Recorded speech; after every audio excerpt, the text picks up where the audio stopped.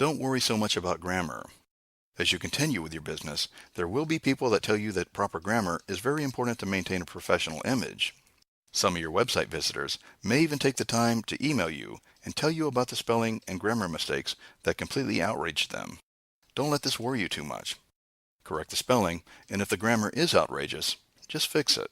But keep listening to find out why grammar isn't as important as it's cracked up to be.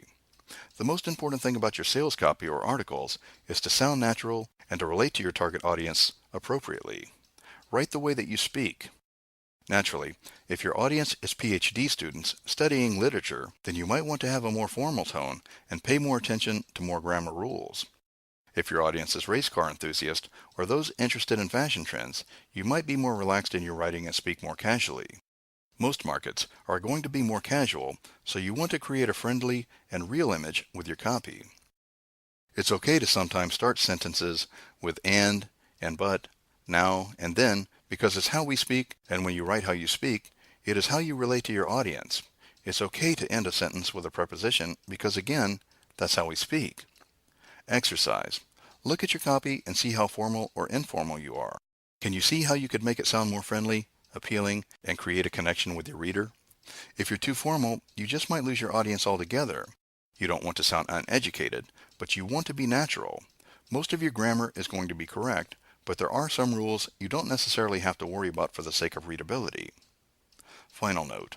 If you're going to have someone proofread your copy, whether it's a friend, virtual assistant, or professional proofreader, make sure that they understand what you're looking for, that your spelling is correct, the language flows well, and that the copy sounds intelligent but friendly.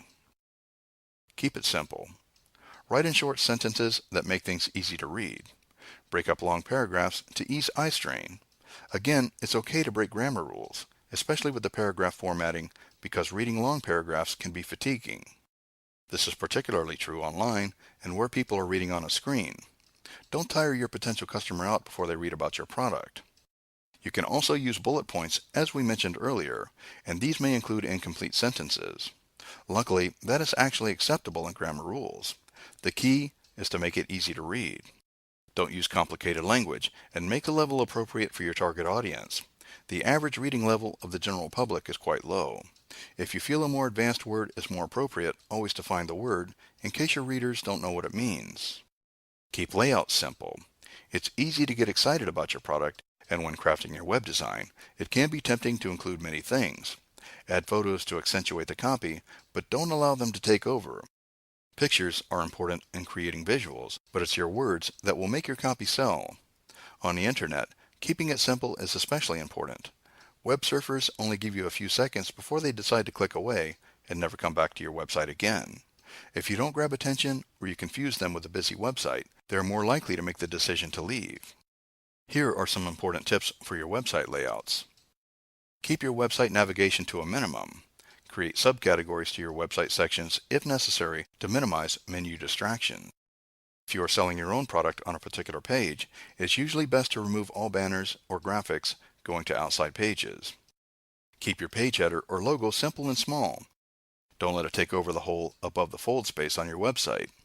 Above the fold simply means the space on your web page a visitor can see without scrolling down with his or her mouse.